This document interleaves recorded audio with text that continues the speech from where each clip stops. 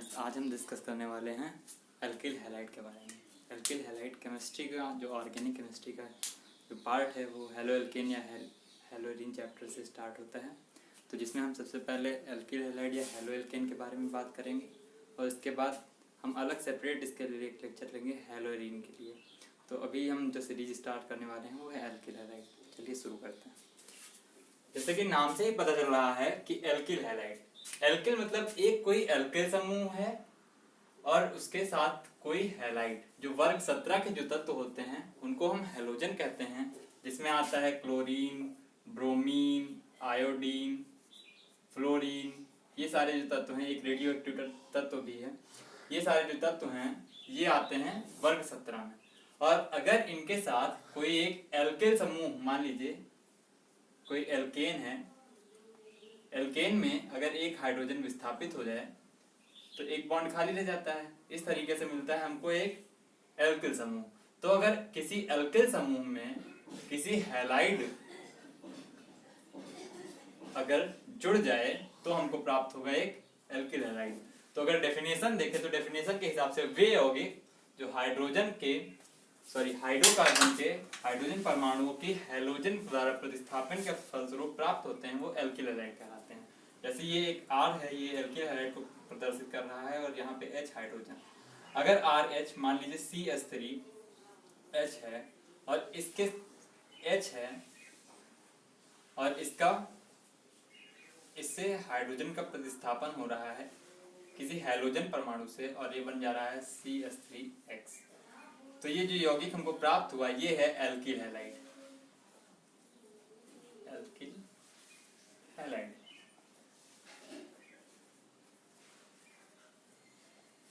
अगर alkyl halide 1 degree carbon परमाणु के साथ जुड़ा है तो उसको प्राथमिक एल्किल हैलाइड, और अगर 2 डिग्री कार्बन परमाणु के साथ जुड़ा है तो उसको द्वितीयक एल्किल हैलाइड, और जो 3 डिग्री कार्बन परमाणु के साथ जुड़ा है तो उसे तृतीयक एल्किल हैलाइड कहते हैं। जैसे 1 डिग्री जिसके साथ एक एल्किल समूह जुड़ा हो उसको हम कहते हैं 1 डिग्री कार्बन। तो मान लीजिए डायरेक्ट 1 डिग्री कार्बन से जुड़ा है जिसमें एक एल्किल समूह है तो ये हो जाएगा 1 डिग्री हाइड्रोकार्बन, और इस तरीके से ये बनेगा प्राथमिक एल्किल हैलाइड। और अगर मान लीजिए कुछ इस शेप का स्ट्रक्चर है यहाँ पे एक R जुड़ा हुआ है, यहाँ पे एक R जुड़ा हुआ है, तो हमको जो मिलेगा स्ट्रक्चर वो द्वितीयक या 2 डिग्री एल्किल हैलाइड मिलेगा। और ये देखिए अगर CH3 के साथ कार्बन के साथ 3 एल्किल समूह जुड़े हुए हैं और उसके साथ कोई हैलोजन जुड़ा हुआ है तो हम कहेंगे 3 डिग्री एल्किल हैलाइड या तृतीयक हैलो एल्केन। बात करते हैं वर्गीकरण की। तो 2 तरीके से वर्गीकरण किया जाता है, एक तो हैलोजन परमाणुओं की संख्या के आधार पर, और एक कार्बन और हैलोजन के बीच में जो बॉन्ड होता है उसकी प्रकृति के आधार पर कि वो sp2 है या sp3 है। तो देखिए अगर हैलोजन परमाणु, अगर मान लीजिए कि वहां पे एक हैलोजन लगा हुआ है तो उसको कहेंगे मोनो एल्किल हैलाइड। अगर 2 हैलोजन परमाणु, देख लीजिए, मान लीजिए एक एग्जांपल ले लें CH3X। इस तरीका का जो एग्जांपल है ये हुआ मोनो एल्किल हैलाइड का। डाई एल्किल हैलाइड की बात करें तो मान लीजिए 2 हैलोजन परमाणु लगे हैं तो ये हो जाएगा डाई एल्किल हैलाइड। अगर मान लीजिए अब ये ऐसा अलग अलग कार्बन से भी हैलोजन परमाणु जुड़े हो सकते हैं, इस तरह का जो यौगिक होगा वो भी डाई एल्किल हैलाइड। अगर किसी के साथ 3 हैलोजन जुड़े हुए हैं किसी कार्बन के साथ तो वो ट्राई एल्किल हैलाइड हो जाएगा। अगर किसी के चारों हैलोजन जुड़े हुए हैं किसी कार्बन से तो उसको हम कहेंगे टेट्रा एल्किल हैलाइड।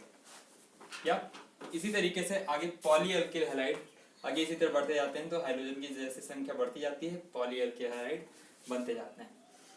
अगर कार्बन और हैलोजन बंध की प्रकृति के आधार पर हम बात करें तो कार्बन या हाइब्रिडाइजेशन जो आपने 11th क्लास में पढ़ा होगा, तो हाइब्रिडाइजेशन या फिर sp3 होता है या sp2 होता है या sp होता है।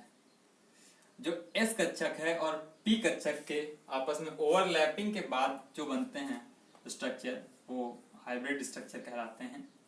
तो बेसिकली हम देखते हैं कि जब sp3 देखते हैं तो उसमें सिग्मा बॉन्ड की संख्या अगर 4 हो, सिग्मा बॉन्ड और लोन पेयर दोनों को संख्या मिला के 4 हो तो हम sp3 हाइब्रिडाइज करते हैं। अगर सिग्मा बॉन्ड की संख्या 3 है तो हम उसको sp2 हाइब्रिडाइज कहते हैं, और अगर सिग्मा बॉन्ड अगर 2 हैं तो उसको कहते हैं sp हाइब्रिडाइज्ड कार्बन। देखिए बात करते हैं सिंगल बॉन्ड या डबल बॉन्ड या ट्रिपल बॉन्ड की, तो सिंगल बॉन्ड में आपको एक सिग्मा मिलेगा, डबल बॉन्ड में एक सिग्मा बॉन्ड, एक नीचे वाला पाई बॉन्ड होता है, नीचे या ऊपर कोई भी पाई हो सकता है। और अगर ट्रिपल बॉन्ड की बात करें तो इसमें एक सिग्मा और 2 पाई होते हैं। तो इस तरीके से हम देखते हैं कि अगर मान लीजिए कि हमको कोई अगर स्ट्रक्चर मिल रहा है जिसमें sp3 हाइब्रिडाइज्ड कार्बन के साथ कोई हैलोजन समूह जुड़ा हुआ है, तो उसको हम 3 तरीके हैं जिनसे हम उनको वर्गीकृत कर सकते हैं। वो तरीके हैं, एक तो कोई नॉर्मल चेन के साथ जुड़ जाए, या फिर किसी बेंजीन रिंग के साथ जुड़ जाए, या बेंजीन रिंग ना हो और ऐसे साधारण कोई किसी स्ट्रक्चर में अगर हैलोजन जुड़ जाए। तो मान लीजिए कोई सीधी चेन मिल रही है, आपको सीधी चेन मिल रही है, सीधी चेन मान लीजिए हमको मिल रही है, जैसे CH3 CH2 CH2 SX, यहाँ पे कोई हैलोजन जुड़ा हुआ है क्लोरीन क्लोरीन ब्रोमीन आयोडीन में से, या फिर कोई एक बेंजीन रिंग है और बेंजीन रिंग में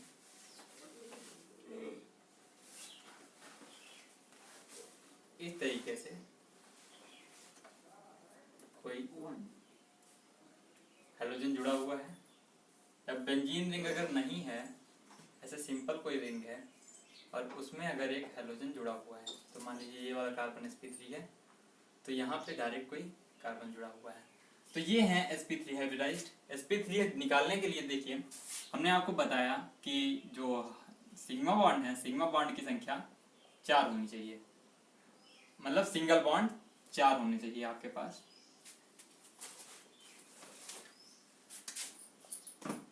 अगर सिंगल बॉन्ड आपके पास 4 हैं तो इसका मतलब कि आपका जो कार्बन है वो sp3 हाइब्रिडाइज होगा। जैसे देख लीजिए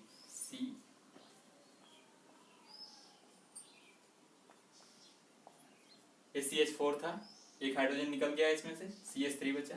अगर यहाँ पे एक कोई हैलोजन जुड़ जाए तो यहाँ पे देखिए एक सिग्मा बॉन्ड, एक सिग्मा बॉन्ड, एक सिग्मा बॉन्ड, एक सिग्मा बॉन्ड। सिग्मा बॉन्ड की संख्या कितनी है? 4। इसका मतलब ये है sp3 हाइब्रिडाइज कार्बन है। इसके साथ क्लोरीन अगर जुड़ गया तो इस तरीके के जो हमको मिलते हैं स्ट्रक्चर, उसको हम कहते हैं एल्किल हैलाइड।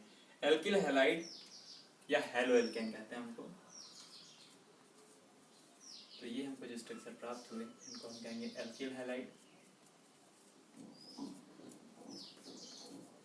अब देखिए बेंजीन रिंग की बात करते हैं। ये है आपकी बेंजीन रिंग। बेंजीन रिंग में जितने भी कार्बन होते हैं सारे sp2 हाइब्रिडाइज होते हैं। अब बात तब हम कहेंगे, आप तो कह रहे हैं कि sp3 हाइब्रिडाइज कार्बन के साथ। तो देखिए ये sp2 है क्योंकि एक सिग्मा है, एक पाई है, और ये सिग्मा, ये सिग्मा, ये सिग्मा, तो इस तरीके से 3 सिग्मा बॉन्ड एक पाई मिलकर sp2 हाइब्रिडाइज कार्बन बनाएगा। लेकिन अगर यहाँ पे कोई कार्बन जुड़ जाए तो ये तो इसके साथ सिंगल बॉन्ड जुड़ा है, और अगर इसके चारों बॉन्ड सिग्मा हो और उसके साथ कोई क्लोरीन जुड़ जाए तो हम जो मिलता है हमको स्ट्रक्चर, इसको हम कहते हैं बेंजील halide.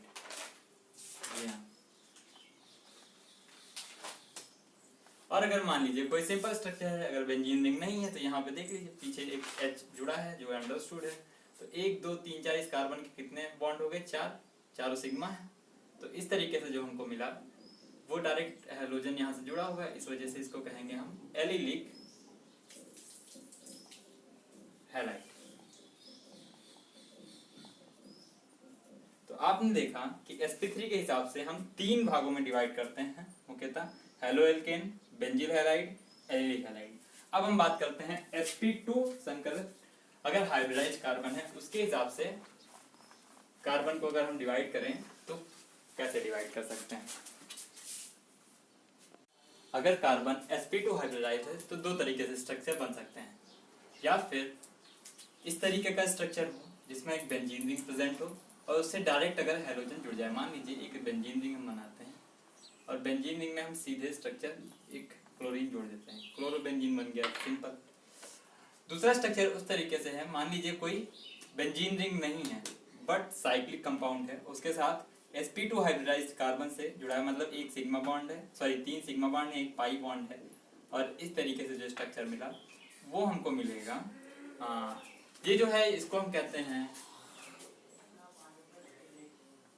Aryl halide, aryl halide या हैलोएरीन, इन्हीं को हम आगे डिस्कस करेंगे आगे वाले चैप्टर में। और ये इस तरीके के जो स्ट्रक्चर मिलते हैं उनको हम कहते हैं विनाइलिक हैलाइड।